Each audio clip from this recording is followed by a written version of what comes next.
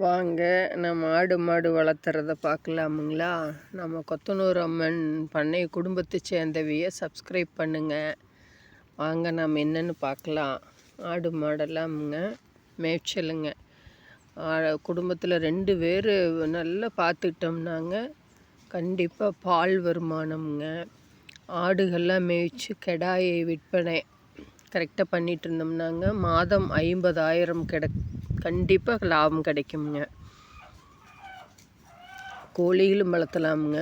ஆனால் கோழி கரெக்டாக பார்த்துக்கணுமுங்க. நம்ம பராமரித்து ஆடு மாடு கோழி எப்படி பால் வருமானம் இதெல்லாம் எடுத்து பண்ணிகிட்டு இருந்தோம்னாமுங்க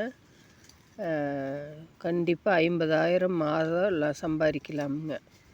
3 வழியில் வருமானம் வரணுமுங்க. மதியம்ங்க 2 மணிக்கு அவுத்துட்டா போதுங்க. ஆடு எல்லாம் மேய்ச்சலுக்கு போயிடுமுங்க. ஈவினிங் கோதுமை போட்டு வைக்கணுமுங்க. நல்லா மேய்ஞ்சிட்டு வந்ததுனாங்க காலையில் கடலக்கொடி இருந்ததுன்னா கடலக்கொடி கொஞ்சம் எடுத்து போட்டு வச்சு சாப்பிட்டு மேய்ச்சல் முறையில் வந்தால் நல்ல ஓரளவுக்கு பரவாயில்லைங்க. பண்ணை முறையிலே வளர்த்தலாமுங்க. அதுக்கு டெய்லியும் 10 விதமான தழை வேணுமுங்க. நேப்பீர் அகத்தி இதெல்லாம் இருந்து கட் பண்ணி போடணுமுங்க. பண்ணை முறையில் வளர்த்தோன்னா அப்படிங்க. மேய்ச்சலுக்கு போய் வந்தால் மேய்ச்சலும் நல்ல லாபமுங்க. மேய்ச்சல் அதுக்கு வேணுங்கிறத நல்ல எப்படி மேய வேணுமோ அப்படி சாப்பிட்டுக்குமுங்க. பெரும்பாலும் மேய்ச்சலில் வளர்த்தோன்னா அதுக்கு தேவையானது அது எடுத்துக்குமுங்க. நான் பேசுனாங்க அப்படி விவரமாக கேட்பாங்க இந்த கெடாயிங்க எல்லாங்க. நம்ம வானா வாங்கு மிரட்டுனா நல்லா அப்புறம் எல்லாம் கூட்டி சுத்தம் பண்ணிங்க க்ளீன் பண்ணி வச்சுருக்கணுமுங்க. அந்த ஆட்டுச்சாலை கட்டித்தாரி எல்லாம் சுத்தம் பண்ணி டெய்லியும் நீட்டாக ஒரு 2 மணி நேரம் பளிச்சுன்னு கூட்டி சுத்தமாக வச்சுருந்தாங்க. இந்த உனி பிடிக்கிறது இதெல்லாம் எதுவுமே இருக்காதுங்க. கரெக்டாக பாப்பா நானும் ரொட்டீனை எல்லாம் சுத்தம் பண்ணி கட்டித்தர ஆடு கட்டுற பக்கமெல்லாம் நீட்டாக இருக்குங்க. அப்படி இருந்தால் தான் டெய்லியும் நீட்டாக கூட்டி எடுத்துட்டோம்னாங்க இந்த உனி பிடிக்கிறது இதெல்லாம் எதுவும் இருக்காதுங்க.